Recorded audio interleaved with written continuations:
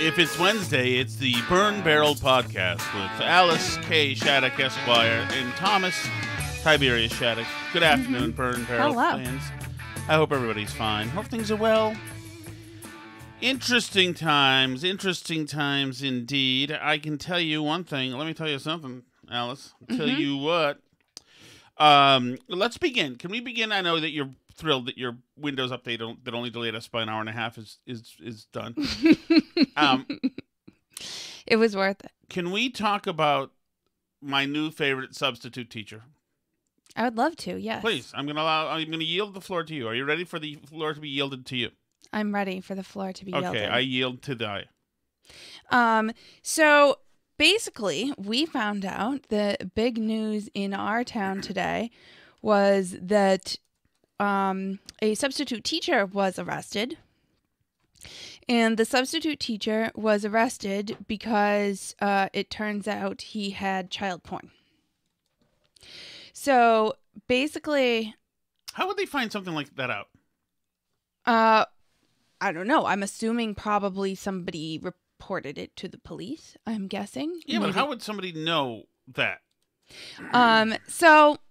Well, I have some speculation. One is that he was talking to a lot of students he was an elementary school substitute, by the way. So talking to a lot of students doesn't mean like high schoolers who are like 16. He was talking to a lot of students on his TikTok and Snapchat, like 6th grade and under students. Yep. And my guess would be that it somehow involves that a kid saw something inappropriate and told their parents, or a parent was looking at their kid's social media use and saw something inappropriate. So one of the charges is... So you keep talking. One of the charges is taking a nude photo without someone's knowledge. So I don't know what that means either, but it certainly sounds to me like something someone might report to the police potentially.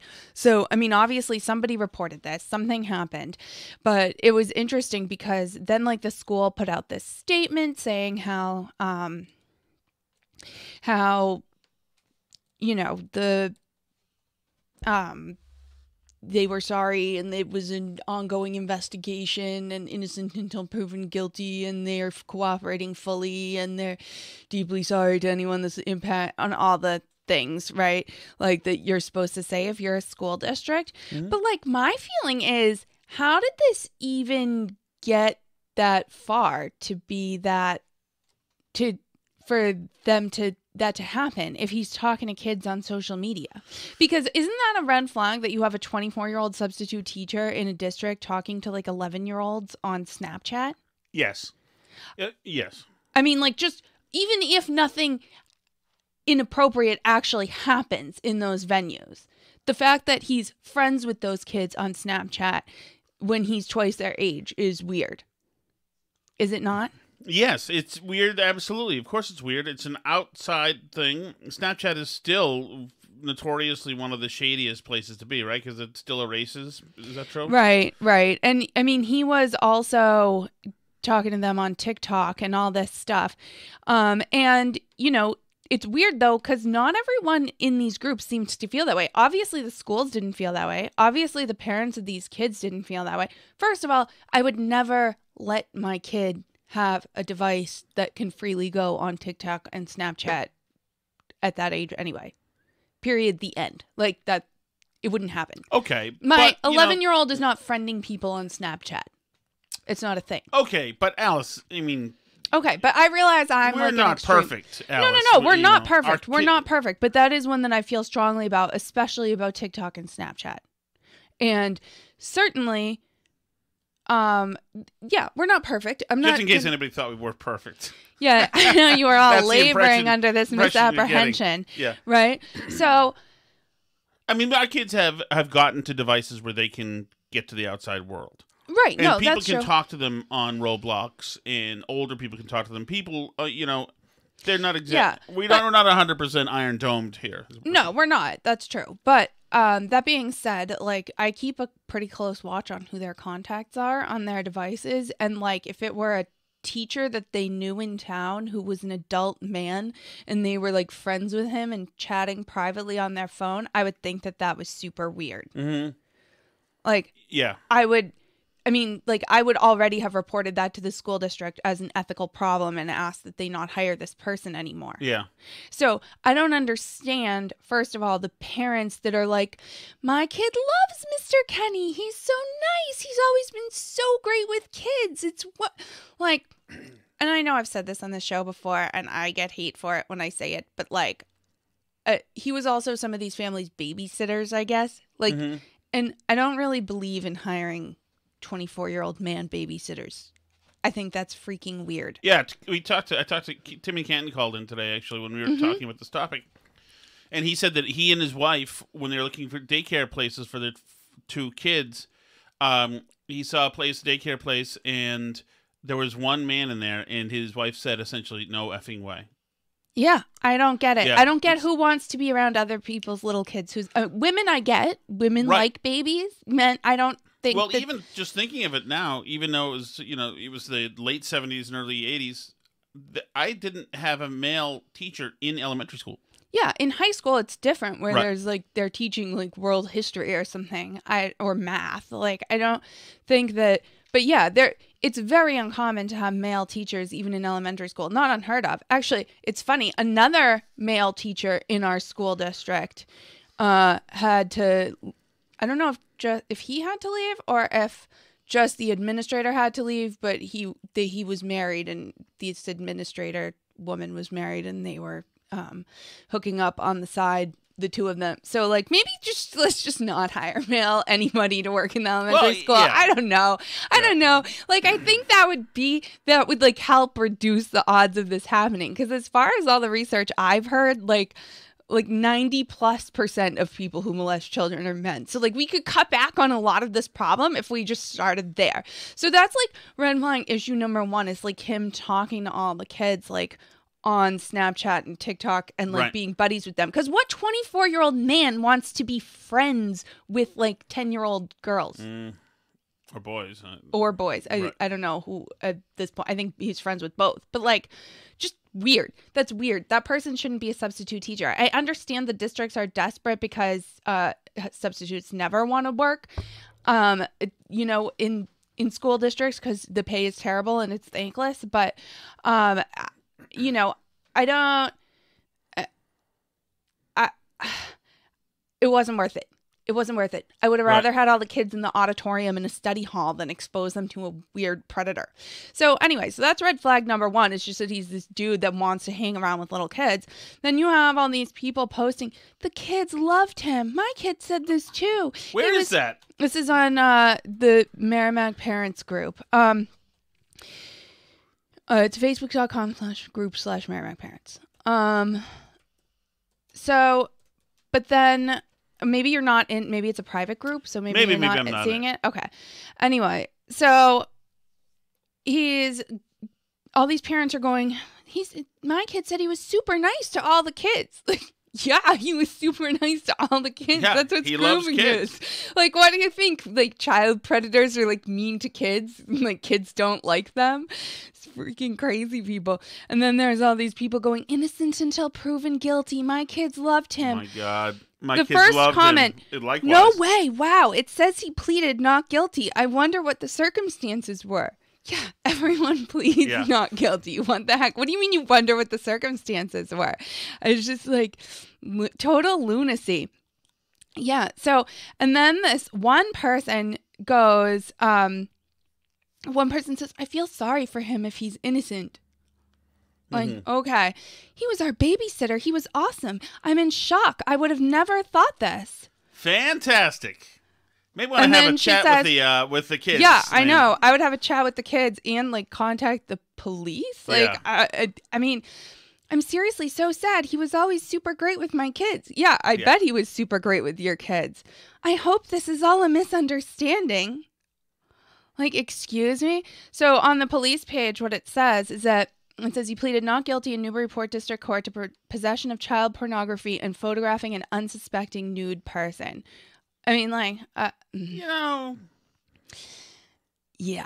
And so he was with all these kids all the time. And then same parent who says he was her babysitter is saying here that she's mad because people are posting his like public social media posts where he has pictures of her kids. And she's like mad that people are posting it. And Right. she's saying like, you don't understand. That was a modeling job. He has a clothing company that he makes. It was a Ooh. very professional modeling job. He wanted my kids to model for him. Like, yeah, you didn't have any red flags. No. When the 20-something dude who babysits your children was like, wow, your kids are really good looking. They'd be great models. Shauna, I just need you to slip out of what you're wearing for a moment. Put this on. No, all good, Mom. Things are going well here. I mean, it's kind of a modeling. Your daughter's so beautiful. She'd make a wonderful model. Do you mind if I have her in for a shoot?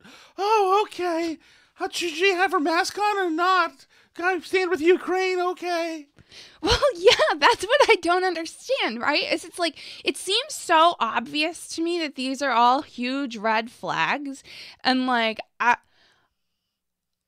and then like we talk about whether or not to send our kids back to the school district. And I just think like, I'm supposed to now sit here and believe that the people in those school buildings, the administrators, the people that hired this person and let him be around kids and should have known from parents that should have seen, they should be looking at their substitute teacher's social media. Not to put too fine a point on it, but when you hire a substitute teacher to be around children, looking at their social media should be one of the things you do. And if they're friends with a bunch of 10-year-olds on social media, maybe you don't hire that person because that's weird, right? Like, it's just a red flag. And so now I'm supposed to believe that all these people who hired this person and had him be around kids in our public school district all this year, that they have our children's best interest at heart and they're going to protect them like we would during the day and not, for example, stand outside in the hallway while they're being murdered by someone with a gun, right, or protect them from being flashed by the creepy drag queen story hour person that they've invited in, or whatever other weird thing they've decided to do. I'm supposed to believe that they have my kid's best interest at heart and that it's as good as having me there with my kid during the day, that they've got a handle on things and are aware of what's going on in the school district. I'm supposed to trust them now with my kid. Like, spare me. It absolutely, like I've talked before about how like the COVID stuff and how our district handled it eroded my trust in the district and made me think that like they're not actually capable of doing this. And this just proves out to me that the people running the schools are complete garbage in this district. And like, because I want a school district where a person with social media like that never gets hired. How is it so obvious to you and me when we look at this guy's social media and hear his recommendations where like you call up the person's job recommendations and they say, yeah, he was my kid's babysitter. They modeled for his clothing line. It was great. Like, shouldn't you have like alarm bells going off in your head? I don't know where it is that people have no street smarts anymore. Is it all overwritten by virtue useless signaling? degrees? Yeah, and I don't know. Activist romantic flourishes. They've beaten it out of some people, I guess, because I don't consider myself even that street smart or like aware of stuff. Like, I'm pretty innocent of a lot of stuff, but it seems so clear to me that this is not a person you want to be around your kids. But the school district doesn't have, apparently, nobody in those buildings who makes any of those decisions has any like, I mean, this kid to be a substitute in the school district, you're around all these other teachers, you're with them in the break room. You think that they like didn't pick up red flag? Like, look, I mean, because this isn't a person who's like hiding it that well, honestly. If like they say it's always like the one you never expect, but like looking at his stuff, I'm like, anybody who has TikTok is gone as far as I'm concerned. Yeah, I need a room for my real passions and my real self-expression, and it's going to be very public. Well, and even like on their TikTok, even on his TikTok posts, he's like posting about having depression and anxiety and stuff, and like that's it. Posting TikToks of like from inside the classroom. Like, yeah, forget it. Goodbye. Like, I don't get what you have to do to get fired from these school districts, and the fact that none of this raised any red flags for anybody in those buildings makes me think they're all freaking idiots, and I don't trust them to pick curriculum. I don't trust them to hang around with my kid all day. Like, it comes from the same place where these people are saying, drag queen in story hour for children, yes, totally makes sense. Of course you would have the person who's who you would most likely have read to kids are, nervous parents who are called in because it's their turn, the author, of the book, which is interesting, which is something you might do, or you might have a teacher do it, or you might have a guy who you could see his junk as he's reverse twerking in the missionary position during the reading or during his Passion of the Time. And then to you, they all make sense. Oh, yeah, to me, they're all the same. I'm so not judgmental, but to me, yeah, that totally makes sense, yeah. Yeah, drag queen is to reading books as author is to reading books. Yeah, what do you mean? But yeah, I spent a lot of time with all this, like, drag queen story hour stuff thinking, like, these parents must know at some level that this is weird. Like, they must have some danger sense that should be telling them this. And, like, I don't know how, but, like, if they let their kid be friends with the teacher on Snapchat, they must not have any danger sense. I don't know. No. They apparently just have nothing left. They just let anybody watch their kid, I guess. I don't know. Part of this could be nuts. It's nuts to me. Part of this could be, I don't know if it was One Direction or whatever, where I was heading into Boston for work, and it was like One Direction was playing, and there were all these like 13-year-old girls with their moms, and the 13-year-old girls had their midriff showing and had makeup on, and they were inappropriately dressed, and their moms were dressed exactly like them, midriffs, makeup, etc. And I wonder if sometimes the kids are dragging the parents into this because they know that the parents want to be their friend, and that's cool. If your mom wants to be your friend and she's going to buy you stuff and drive you around, well, then maybe it's okay to have that alliance. And so you bring mom into different cultural things and say, this is my friend Billy who's trans, and Sheila who's trans, and she's Demi and this and that. And we want to go to Drag Queen Story Hour, Mom. Oh, but you mean drag queen? You mean somebody... Mom, oh my God, don't be intolerant. Okay, let's go. I'm tolerant. Here we go. I'll bring all your friends. Yeah, it's psychotic. And I don't know, like, where it comes from that people have just, like, shut down all their critical thinking skills about everything. But, like, because, like, some stuff, like, the COVID thing, I don't agree with it, but I, like, understand that they scared people, and there are a bunch of people out there that are, like, terrified that if their kid takes their mask off, that they're gonna have long COVID and be ruined for life or something. Like, I think it's nuts, but I, like, get where that's coming from. It's, like, coming from a place of fear about your kid. But, like, I don't understand where it comes from to think it's fine and great that your little 10-year-old is modeling for and being friends with a 24-year-old guy who teaches her in school on Snapchat. Like, I can't for the life of me figure out where that doesn't already result in a call to the police. I mean, like, this is the people in this same town called the police on somebody for posting a Tim Pool podcast in their in their family group because it was a red flag that they might go shoot up a school because apparently they like guns or something. So, but the teacher Snapchatting elementary school kids, that didn't send up any danger signals for you. Well, I literally don't understand. I'm Allison, like still in shock from this morning. It like blew my mind. Maybe, possibly, there is hope on the way. Hang right in there. Are you ready? I'm hanging. Are you hanging? I'm hanging. Are you hanging? I'm hanging. I'm still hanging. Dateline, Arizona, United States of America. Okay. Arizona House just passed a bill to fund the students instead of systems. This would be the most expansive education savings account program in the nation. All families would be able to take their children's education dollars to the education providers of their choosing. Yeah, so this is great. This is happening in a lot of states. It's not going to happen here. So, I mean, New Hampshire has a thing also. Which I think is income limited, and I don't know if we would qualify for it or not. Sometimes we qualify for income things because we just have so many kids. I will take a WIC card in a second and buy cheese, please. Sometimes, like, what it counts is the poverty line. Hey, with this inflation, we might be back under the poverty line again pretty soon. Who knows? Anyway, so... so it's basically saying that you can take your education dollars, like whatever this state spends per pupil, like a voucher program, and you can go somewhere else, take it somewhere else. And some states, like New Hampshire, actually allows you to spend it on homeschooling materials too, which like a lot of states, it just has to go to like an actual school. But so, and other news on that front recently is like Maine had this program, but you couldn't use your voucher on religious schools. Like you couldn't use your voucher for a Catholic school because leftists say that's like state money going to a religious group and that's not allowed or something. But basically this got taken to the Supreme Court and it was decided this week that they can't actually discriminate against religious schools. That if you give money to secular schools, that you can't deny it to a comparable institution just because it has a religious point of view. And then all the leftists on Twitter are like, church and state, man. Yeah, and then they go like, well, now all the Muslims should move to Maine and start opening up schools. Ha ha, take that. And the conservatives are like, okay, good. Like, yeah, I mean, first of all, there's already a lot of Somali people in Maine, so you have a head start.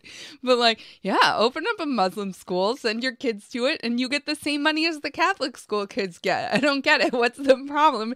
No one's upset about that or worried about that or anything else. Go have a great time. It's perfect. It works for everybody. I don't, like, but... And like the abortion question, which also is going to be decided this week, the way that leftists like argue about this stuff just reveals that they've never actually like talked to somebody. No. Because it's like the same thing as when they're like, well, how about if we make sure that men can't run out on babies that they father then? We'll make them pay child support from the moment of conception. And the Republicans are like, yeah, that's great. That should be that way. Like, I don't, what's the problem? Even a few years, more like 10 years ago. All right. You think that we are not able to retain our rights? We're going to do a slut walk. Where me and my friend, the other co-eds, are going to be naked and walk down the street and defy your sense of Puritan decency. Ha! Yeah, they never talk to anybody who disagrees with them, so they believe the straw man that's in their heads, and they're just arguing with this imaginary person that they think just hates whoever. So can I move along now? Yes, Alice. Joe Biden is a psychotic. I know that he's old and he's lost his mind, whatever, but he is a psychotic. And what he said today regarding gas prices, it's not just psychotic. Like, I remember one time when I actually was applying for college. I was going to meet an admissions officer to get into Northeastern University, Alice, right after high school, to which I was first deferred and then admitted. So let the record show, Northeastern said yes. You were admitted to a college? I didn't know that about you. I was admitted. My dad was not best friends with the dean of admissions at the time. Absolutely not, and that's not how it happened. And the guy looked at my grades and said, "Oh my God, we're at least going to have to defer you because we can't just say yes to you. We can't just straight let you in." Yeah. So, but anyway, I didn't go. But I remember this guy standing in front of the green line saying, "There's the savages! There's the savages!" He was just insane, and I thought, what an interesting, crazy person this is. Biden's not just there's the savages. He's dark, divisive. I mean, it really shows that all that's left of this guy is the worst of him. This is him today on gas prices. To the companies running gas stations and setting those prices at the pump. This is a time of war, global peril, Ukraine. These are not normal times.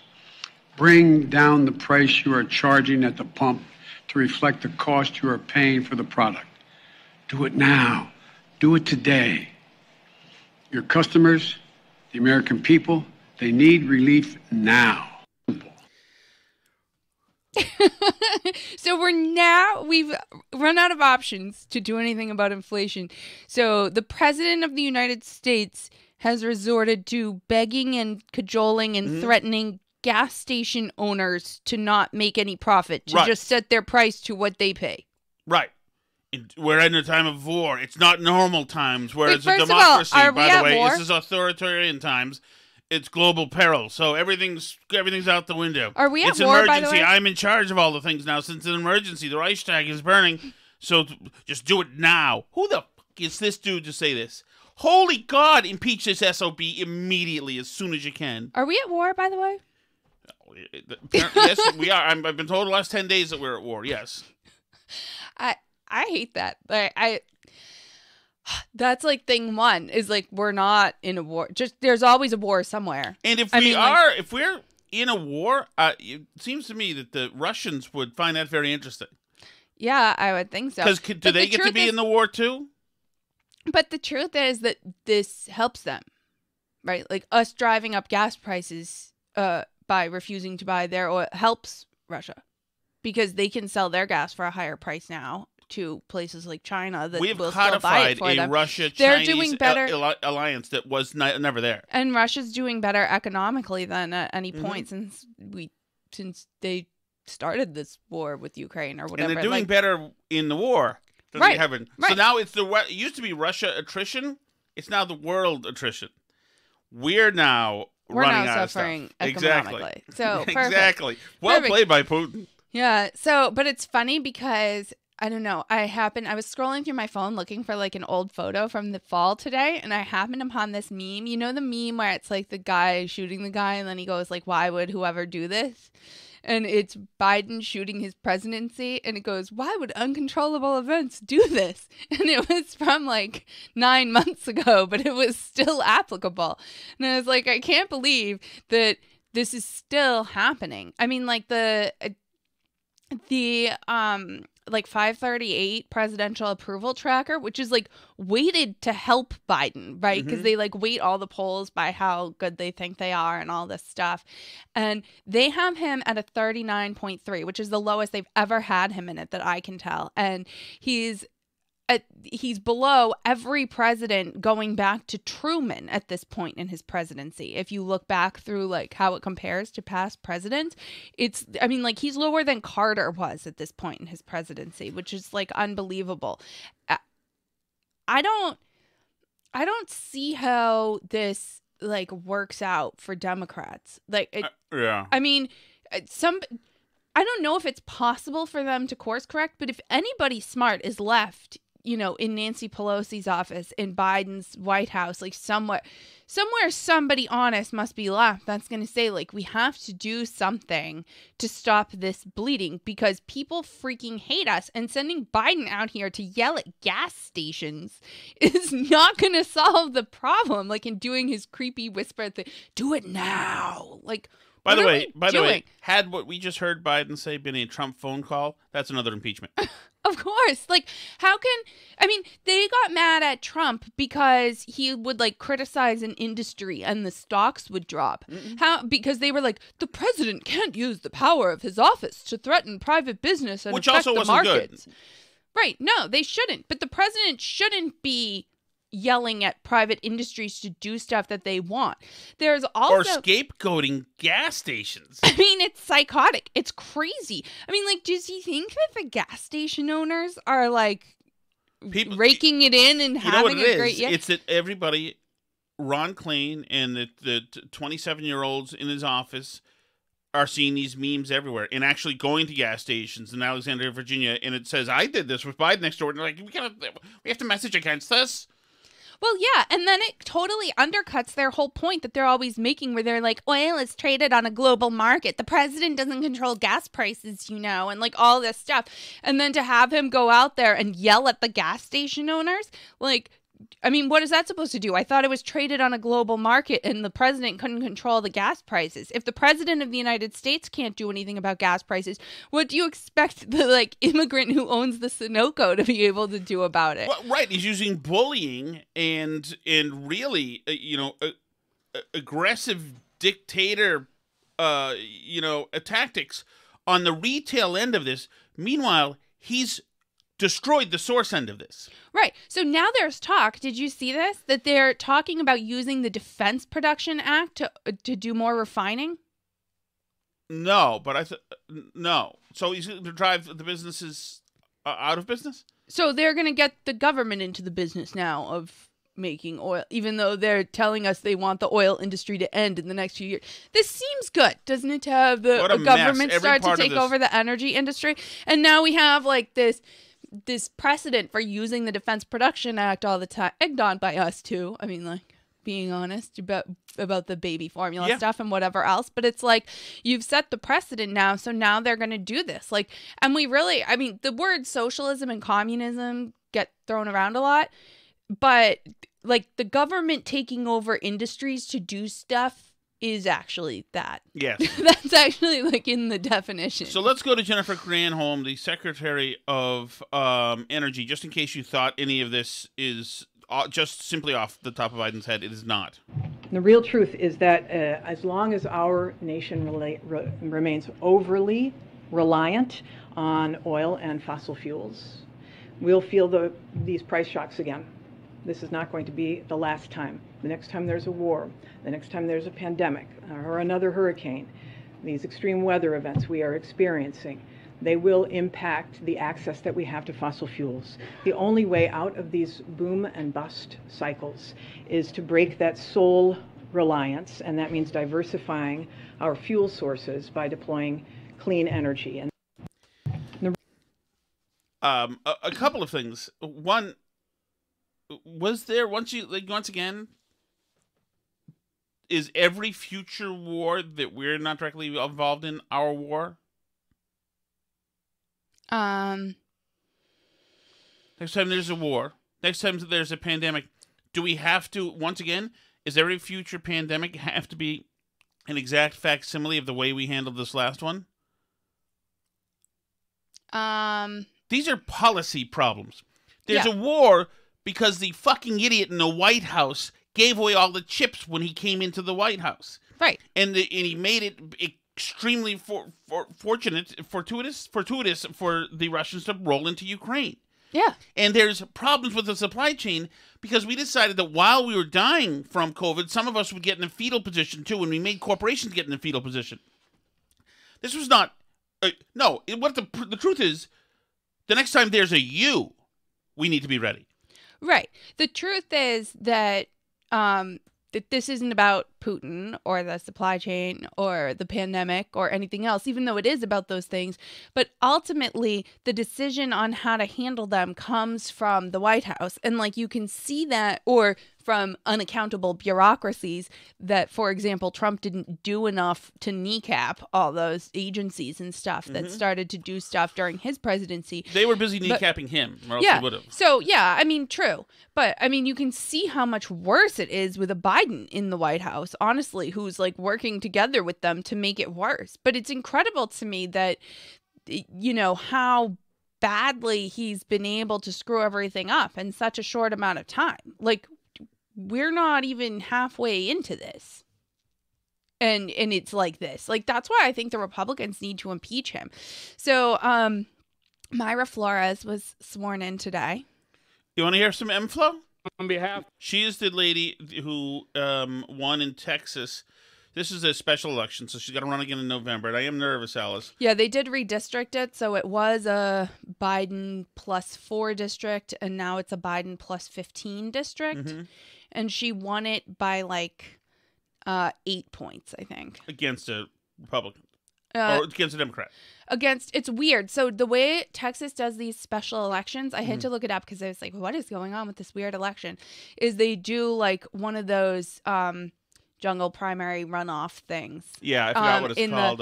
In a special election only. So right. So they do a regular primary for normal elections. So she already won before the special election, the primary for the main election in November. But basically they just have everybody run, and you have to get over 50%. Right. What's that called? We can't remember. I think it's called a jungle primary. But there's another word for it.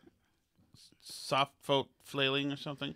so let me put her on. Okay, we like Myra Flores. Okay. The entire Texas delegation, please welcome with me to the United States Congress, the Honorable Myra Flores, her husband John, and their 4 beautiful children. Myra. Yay!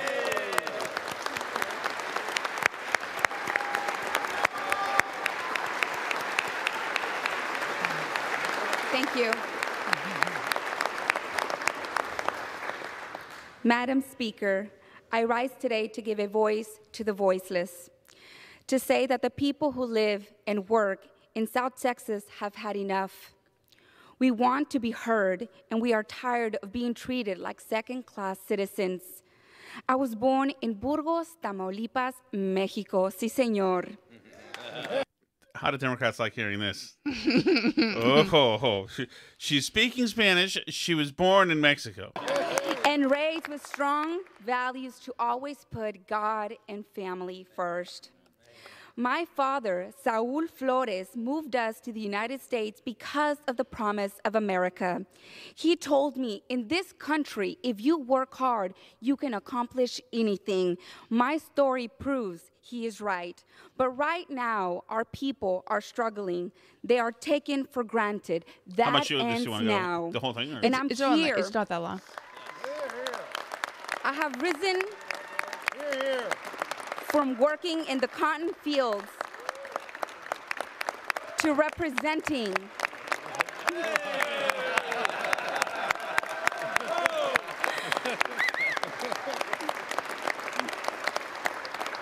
How happy is Nancy Pelosi I have right now? risen from working in the cotton fields to This is a nightmare for Democrats to see and hear a Republican speaking like this.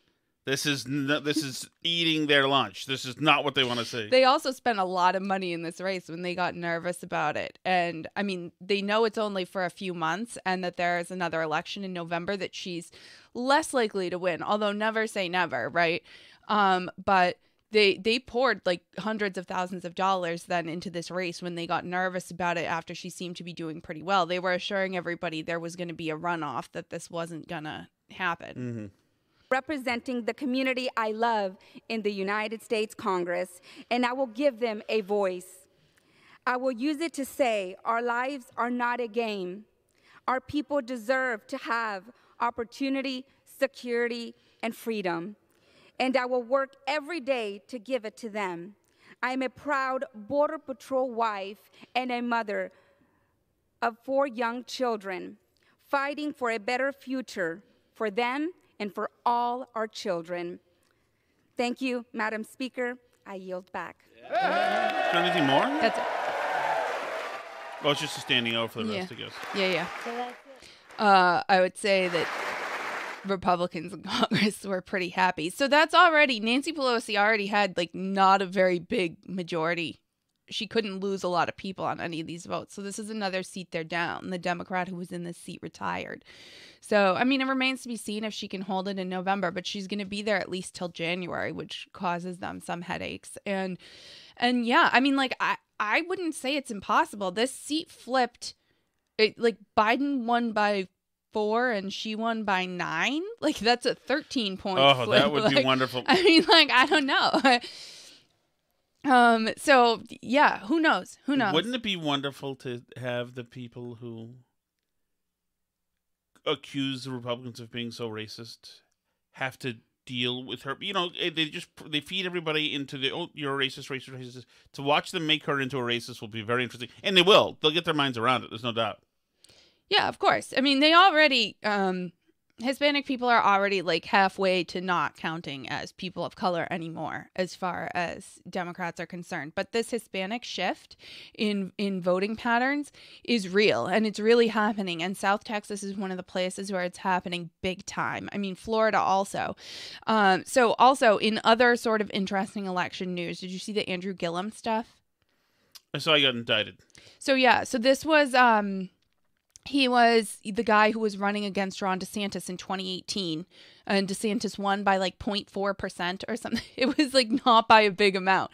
And he was just indicted for like massive fraud. Massive fraud. And I mean, like, a bunch of people are saying, and I think it's probably true, if he had won the governorship, he probably never would have been indicted. Like, he probably they wouldn't have cared. I think somebody said that the feds would have a guy in the yeah, absolutely. It would have been fine. But yeah, but imagine like the level of corruption and that Florida would be in right now, like what a different place it would be, and not having them as like the example, the shining light that led the country on not having COVID restrictions during all the COVID pandemic. Like, it's weird how these things hinge on just a few votes sometimes. It's crazy. Oh yeah, absolutely. All right, Albus, ready for the chat? Yeah, let's head to the chat. All right. Hey, Tom and Alice, BMX Bandits is way better than Johnny Be Good. It stars a young Nicole Kidman. Only 16 years old when this movie was made. All right, bye. All right, so let's work on this for a moment.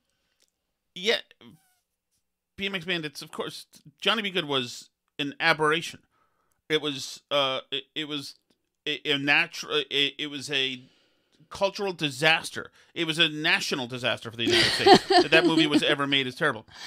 Johnny B. Good, BMX Bandits. He's right. The very attractive, very young Nicole Kidman. I'm allowed to say that because it was done in 1983, and I was only 10, and she was 16, so that's all good. She was lovely. That was a very important movie, BMX Bandits. Let me just tell you. Now, do you realize, Alice, I'll give you $100 right now. What are you looking at? What are you looking at? I'm looking at you. Looking at you. I was checking the monitor to make sure everything was okay. I want to make sure you're not going to... I'm managing a whole show here. I'm going to make sure you're not about to cheat on what I'm saying. I'm not cheating. $100. You get $100 if you can tell me where Nicole Kidman was born. Australia? Incorrect. It's another island. New Zealand. Incorrect. Try again. I don't know. What is Honolulu, Hawaii? Really? Correct, indeed. Then she moved to the down under. All right. Are you ready? I'm ready. Can you go with I was born ready? I was born ready. Tom. This is Replica Shattuck. I didn't expect Replica Shattuck to sound like that. Tom. Yes. Why the fuck do you keep trying to quit drinking? What is the point of that? Now, hold on. Before you go on, we're not trying to quit drinking. We're trying to substitute behaviors, not necessarily on a permanent basis whatsoever. Substitute some behaviors with better behaviors that are going to improve us. So, in other words, losing weight, saving money, doing things like that. I think there are a few things. Having a cleaner house. So if you use time, getting more sleep. Right. So instead of watching the Battle of the Bulge, remake for 147th time at 9:47 at night on the couch, we're trying to do some other stuff. Okay, I'll let you go on. You have a wife that'll sit there and crack cold ones with you. True. Every day. Yeah. On or off the show. Doesn't matter. You guys are still drinking together. The rest of us are out here in the world. You have to wait until your wife, falls asleep before you can crack your third beer without getting, eyebrow raised at you. Do people and you keep trying to quit. There's no point. Why even fight it? Nobody likes a quitter to begin with. Mm-hmm. And we're dealing with pronouns and plaudits and pedophiles in the case of Pentucket. All the P's. There's no point in quitting. No point. Just keep drinking. Alice, there's other ways to fix issues, but drinking solves a lot of issues. Alice, he makes a strong case. He does. First of all, I want to say, Alice, you can clap too. I know, I'm not going to clap. Let's give him a standing O. That was one hell of a speech. That was better than Gettysburg Address. It was effective. It was honest. It was truthful. I can't argue with one part of that. That was a damn rallying cry. I feel like this is I feel like what's that? Freedom. What was the Mel Gibson thing? You probably don't know because it's only the most popular. the Scottish yes. thing. Yeah. Braveheart. Braveheart. There you go. That was brilliant. That was freaking inspiring, Alice. And I'm going to the Packy immediately. No. Not allowed. Oh, not allowed. They'd have to catch 10 more predators in our school system before I would be ready to break my 3-day sobriety. Oh, how dare you, Alice. All right. Let's see. Hi, babies. It's Les. I want to talk about this nonsense gun control bill that is being passed through the Senate today. Red flag laws are inherently biased against female gun owners. Ooh. They're sexist. You know why? Because women emote. Women now, in the last several generations, are trained to emote on social media. So we see most women we know say, I'm anxious, I'm depressed, I have this feeling, this feeling, this feeling. it's an open door for somebody that doesn't like that woman or doesn't like that the fact that the woman owns a gun or any other reason to alert the police and law enforcement and have them take away that woman's firearm. Now, let's go down the obvious road. And what does that mean for perhaps some women's ex-husband or ex-boyfriend or ex-anything else who perhaps the woman armed herself for self-defense against them? That former abuser can now alert the police and disarm the woman. This is terrible, terrible, slippery slope. In a perfect world, as I believe Alice has said, red flag laws would be great. But in the present world in 2022, this is just another tool for people that want to control other people, most notably the Democrat controlling party in the U.S., to disarm people that just want to be left alone.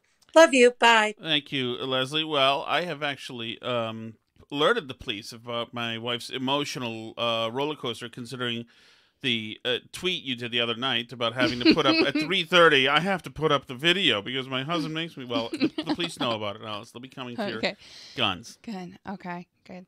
Yeah. No. It's really like, yeah. If nobody would ever abuse red flag laws, that'd be great. But like Leslie said, it's ripe for abuse. It's gonna cost people tons of money fighting stupid accusations in court to try and get their guns back.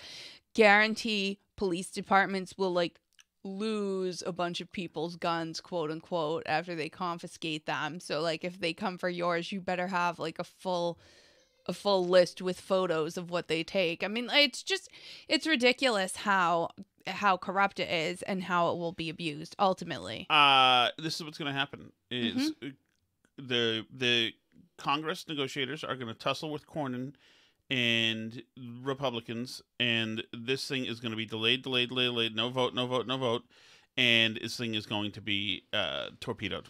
So it did. So they released the law, and it like passed the initial thing that it has to, and it was like 64-34. So, but it's got to pass. It has to be a straight up Senate vote, and then there's got to be a vote on the two bills because this is part of the. And that's where the problem's. Yeah. So basically, they voted to fast track it. Right. So they haven't actually voted on it yet. Right. But they, in theory, now have enough votes to do it. But just hopefully the debate now will be enough. I'd say call your senator, but don't waste your time if you live in Massachusetts because you have better things to do.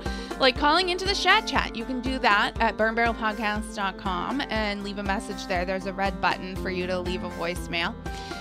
You can also always talk to us on Twitter at burnbarrelpod, facebook.com/burnbarrelpodcast, write us an email, burnbarrelpodcast@gmail.com.